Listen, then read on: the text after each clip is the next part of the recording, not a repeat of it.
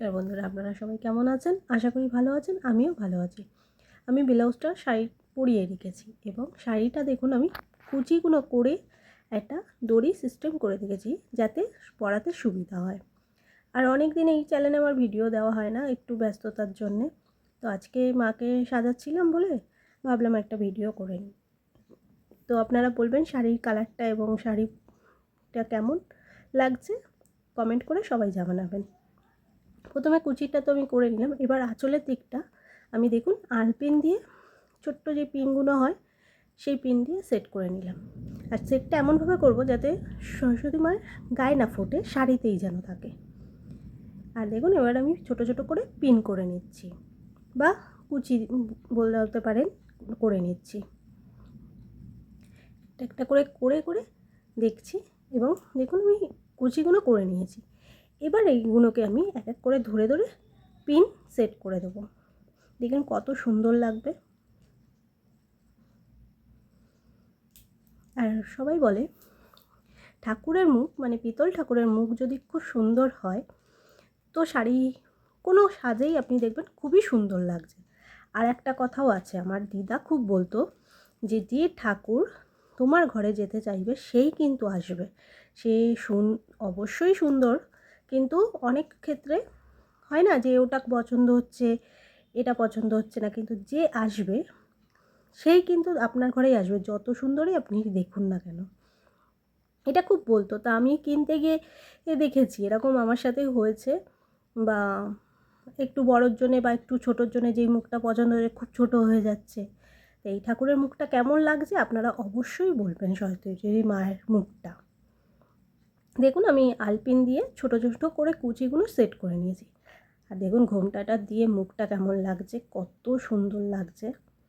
আপনার হয়তো ভিডিওটা আমি সেইভাবে তুলতে নাও পারছি বা পারিনি হয়তো, কিন্তু আমার সামনে থেকে আমি দেখছি তো খুবই সুন্দর লাগছে।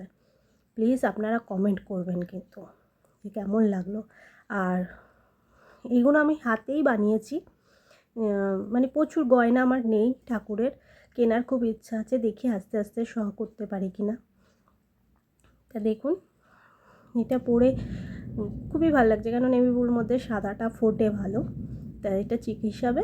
আর এটা হারটা আমি হাতেই করেছি পুঁতি দিয়ে, একটু উল্টো পরানো হয়ে গেছে। দেখুন এবার কেমন লাগছে। যত আস্তে আস্তে পরাবেন দেখবেন মুখটা আরও বেশি উজ্জ্বল লাগবে।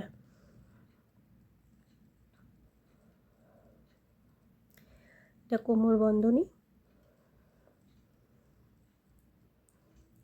আর একটা জিনিস দেখবেন সাজাতে সাজাতে যদি মানে আপনি স্যাটিসফাই হন যে সাজিয়ে খুব ভাল লাগছে, তাহলে দেখবেন আপনার খুবই ভাল লাগবে। কিন্তু অনেক ক্ষেত্রে হয় না এটা সাজিয়ে আমার ভাল লাগছে না, তখন কিন্তু কেমন মনটা ভেঙে যায়। কিন্তু সাজিয়ে যখন আপনারা বুঝতে পারবেন যে আমার মনটা খুব ভালো বা তখন কিন্তু একটা আলাদা ফিলিংস চলে আসে আমার মনে হয়। এবার সবার কী মনে হয় আমি জানি না। চুলটা পরিয়ে দিলাম, এবার দেখুন মায়ের মুখটা কতটা সুন্দর লাগছে। হাতে চুড়ি পরিয়ে দিলাম। আমি এমনি চুড়ি পরিয়ে দিলাম, শাখা পলা বলতে নেই। আর পরায় নাশ।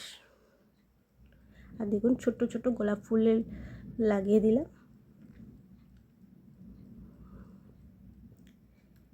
দেখুন এবার মুখটা কতটা সুন্দর লাগছে। দেখুন ঠাকুর পরতে না চাইলে না দেখুন কী অবস্থা হয়। তাও আমি পরিয়ে দিলাম, কেন এরকম থেকে আমার আর বেশি কিছু নেই। দেখুন এবার পরে নিয়েছে। এবার বলবেন কমেন্ট করে কেমন লাগছে, অবশ্যই অবশ্যই কমেন্ট করবেন। যদি আমার সাজানো আপনাদের ভালো লাগে অবশ্যই কমেন্ট করবেন।